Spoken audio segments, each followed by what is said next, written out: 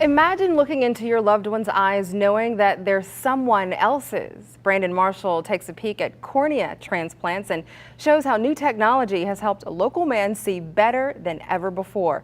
Now, we want to let you know that some of the video in this story may be a little bit graphic. 68-year-old Jerry Ford of Waco started having trouble seeing 4 years ago. You know, when you look at the TV or you look at the road, it was like a foggy type thing. So he visited a doctor and was diagnosed with Fuchs dystrophy, an eye disorder which can lead to cloudy vision. To fix it, doctors recommended Ford get an eye transplant. As an eye donor, your loved one has made an invaluable and selfless contribution to the lives of the visually impaired. Thank you for your precious gift. John and Margaret Henderson's daughter, Amy Firth, died in 2012 from blood clots in her brain at the age of 38. Amy's parents describe her as a beautiful person both inside and out. You know, your daughter lives on. That's hope. And she's out there still working, doing her service. Amy was an organ donor.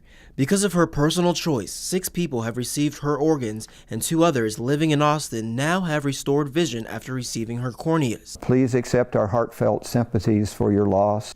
The Lone Star Lions Eye Bank contacted Amy's parents about the cornea recipients. The couple says it's comforting to know Amy continues to live on through them.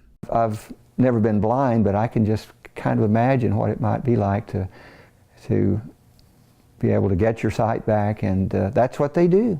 So when a cornea comes in, Stephen Ware works at the eye bank in Manor. On average, they receive about 4 corneas a day that are sent to the eye bank from donors. because we have to make sure that we have a constant stream of tissue coming in so that we can provide for surgeries locally and then outside of Texas and the rest of the United States. This is the eye bank's processing room. It's here in this room the cornea processor prepares the cornea so that it can then be delivered to a surgeon for a transplant. And so I depend on them because they are the ones that procure the tissue that I use for my patients. And I have to have a great deal of confidence in the folks at the eye bank. Dr. Sam Fulcher works at the Central Texas Veterans Healthcare System in Temple. He has performed more than 2,000 eye transplants, including 2 of Ford surgeries.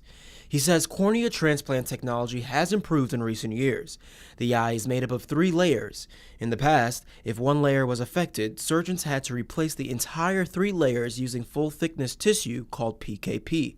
2 newer surgeries called DSEC and DMEC now allow surgeons to replace just the defective layer. The recovery time is much quicker with the newer procedures, and the rejection rate is less. Although Ford did not receive Amy's corneas, he says getting another chance to see clearly is a blessing. You know, it's a sad thing when somebody does have a loss in life, but at the same time, you're giving life to somebody else. It makes me so happy to be able to have those. I don't know who they are, but I'm going to say thank you. God bless you. You're awesome in my sight. Brandon Marshall, KWTX News 10. After Ford's surgery, his doctor says he has 20/20 vision. The Hendersons were contacted by a woman who received Amy's lungs last year, and they say they hope someday to hear from the other eye recipients in Austin.